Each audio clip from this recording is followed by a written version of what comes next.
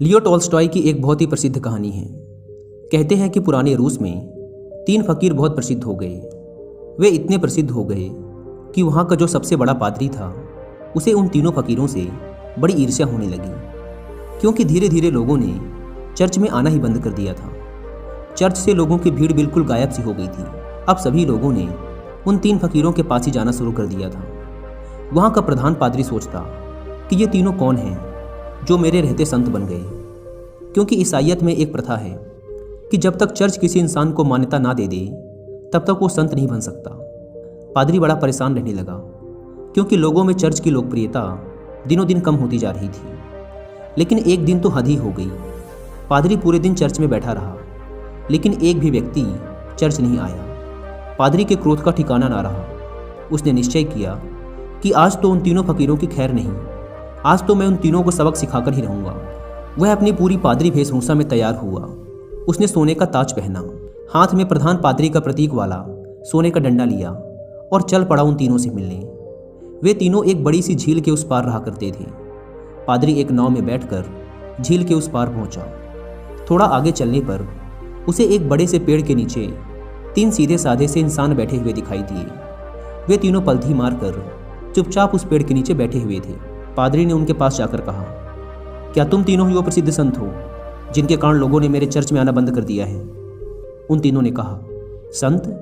अरे नहीं नहीं, हम किस बात के संत? हम संत बनने के लायक नहीं हैं। ये तो यहाँ के लोग कहते हैं कि हम तीनों संत हैं।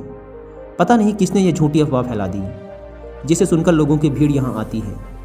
हम तो रोज़ ही इन्हें मना करते हैं कि यहाँ मत आया करो, लेकिन हम जितना मना करते हैं भीड़ उतनी ही बढ़ती जा रही है। हम इस भीड़ से परेशान हो चुके हैं। ये भीड़ भाड़ हमें रुचती नहीं। हम तो एकांत में ही रहना चाहते हैं। अच्छा हुआ आप आ गए। अब आप ही बचाइए हमें इस भीड़ से। यह सुन वह पादरी तो खुशी से फूला न समाया। सोचने लगा, ये तो बड़े ही भोले लोग निकले। खटिया खड़ी कर दूंगा इन तीनों की। आज तो इन तीनों को लाइन में लगाकर ही जाऊंगा। पादरी ने पूछा, लेकिन तुम तीनों करते क्या हो? उन्होंने कहा, कुछ नहीं, बस इस पेड़ के नीचे बैठकर ईश्वर की प्रार्थना करते हैं। पादरी ने पूछा, बाइबल कहाँ है? उन तीनों ने अपना सिर नीचे झुका लिया। पादरी ने पूछा, क्या हुआ? उन्होंने कहा, अब क्या बताएं आपसे, हम तीनों ही अनपढ़ हैं, हमें पढ़ना नहीं आता।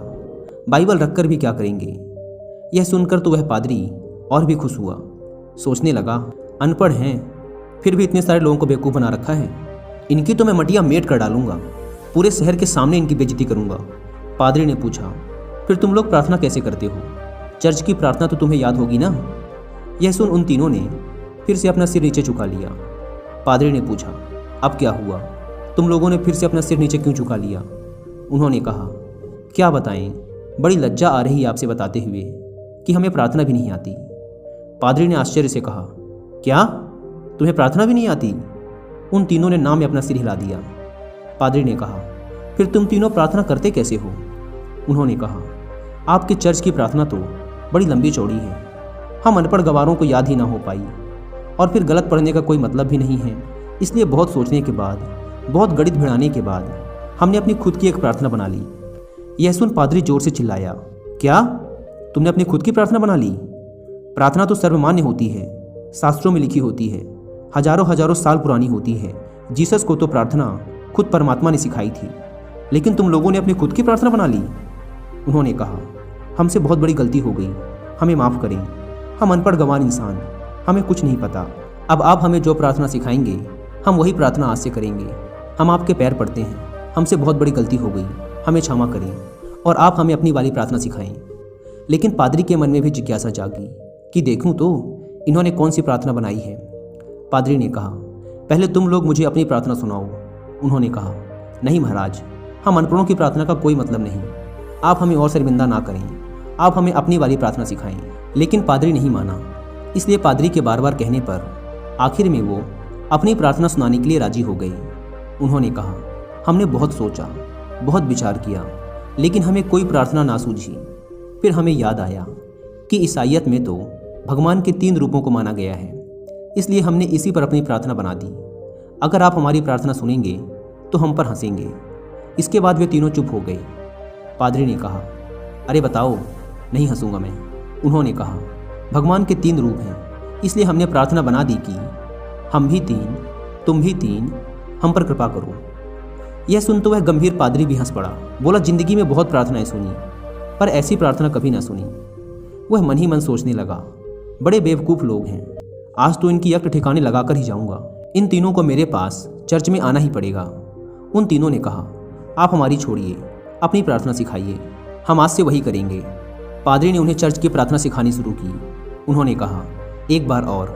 पादरी ने फिर सुनाई। उन्होंने कहा, एक बार और। पादरी ने तीसरी बार सुनाई। उन्होंने कहा, एक बार और, कहीं भूल न जाएं। पादरी ने फिर सुनाई। उन्होंने कहा, एक आखिरी बार और। पादरी ने कहा, घबराओ मत, कभी कभी चर्च भी आया करो, धीरे धीरे तुम लोगों की भी जिंदगी सुधरने लगेगी, और अगर रोज आओगे तो यह प्रार्थना भी सीख जाओगे। उन्होंने कहा, जी, जैसी आपकी आज्ञा। पादरी बड़ा खुश हुआ। उसने कहा, तुम लोग डरना मत, चर्च आओ, मैं तुम्हें माफ़ कर दूंगा और लोगों से भी माफ़ करवा दूंगा। उन्होंने कहा, आपका बहुत बहुत धन्यवाद, आप बड़े महान इंसान हैं। पादरी ने सोचा, चलो एक झंझट छूटी, इन मूर्खों को तो लाइन पे ले आया। वह अपनी नाव पर बैठकर वापस जाने लगा। नाव अभी झील के बीचों बीच पहुंची ही थी कि पीछे से कुछ लोगों के चिल्लाने की आवाज़ आई। पादरी और माझी ने पीछे मुड़कर देखा तो उनकी आंखें फटी की फटी रह गई। वे तीनों पादरी को पुकारते हुए झील के पानी पर दौड़ते हुए चले आ रहे थे। वे तीनों पानी पर ऐसे दौड़ रहे थे मानो कोई जमीन पर दौड़ रहा हो। यह देखकर तो पादरी के हाथ से वह सोने का डंडा छूटकर वही नाव पर गिर गया। यह चमत्कार तो आज तक केवल जीसस ने ही करके दिखाया था। वे तीनों भागते हुए नाव के किनारे आकर खड़े हो गए और पादरी से कहने लगे, आप वो प्रार्थना हमें एक बार और सुना दें, हम उसे भूल रहे हैं। वो कहता है ऐसे शुरू होती है, ये कहता है ऐसे शुरू होती है, मैं कहता हूँ ऐसे शुरू होती है। हम तीनों में बहस शुरू हो चुकी है। अब हम बहस करें या प्रार्थना करें, इसलिए आप हमें वो प्रार्थना एक बार और सुना दें। पादरी ने तो झुककर उनके पैर ही पकड़ लिए और कहने लगा, अब तक जो भी बताया है, जो कुछ भी कहा है, सब कुछ भूल जाओ। तुम्हारी प्रार्थना जीती और मेरी हारी। तुम्हारी प्रार्थना ही श्रेष्ठ है। श्रेष्ठ है क्योंकि वह सुन ली गई है, और सच तो ये है कि अब से मैं भी तुम्हारी वाली ही प्रार्थना करूँगा। गलती तो मुझसे हुई है जो मैंने तुम्हारी प्रार्थना को कम समझा, जबकि कमी तो मेरी श्रद्धा, मेरी आस्था में थी, कमज़ोर तो मेरी प्रार्थना थी। इसलिए आप लोग मुझे क्षमा करें, बड़ा उपकार होगा। वे तीनों फकीर बोलते रहे कि आप एक बार हमें अपनी वाली प्रार्थना और सुना दें, लेकिन वह पादरी चुपचाप अपना सिर नीचे झुकाए वहाँ से चला गया। चेकआउट करें। दोस्त, लियो टॉल्स्टॉय की यह कहानी हमें सिखाती है कि ये जरूरी नहीं कि हमारे द्वारा की गई प्रार्थना शास्त्रों से ही ली गई हो। वो बहुत प्राचीन ही होनी चाहिए, लाखों लाखों लोगों द्वारा मान्यता प्राप्त होनी चाहिए। अगर हमारी प्रार्थना सच्ची है, सच्चे मन से की गई है, तो वो परमात्मा के द्वारा जरूर सुनी जाएगी, फिर चाहे वो 2 शब्दों की साधारण सी ही प्रार्थना क्यों ना हो। उन 3 साधुओं की कहानी से सीखने को तो हमें यही मिलता है कि हम चाहे कुछ भी करें, लेकिन उसे दिखावे के उद्देश्य से ना करें। हम जब भी किसी काम को करें तो हमारी पूरी आत्मा उस काम में उतर जानी चाहिए, उस काम के प्रति हमारा पूरा समर्पण होना चाहिए।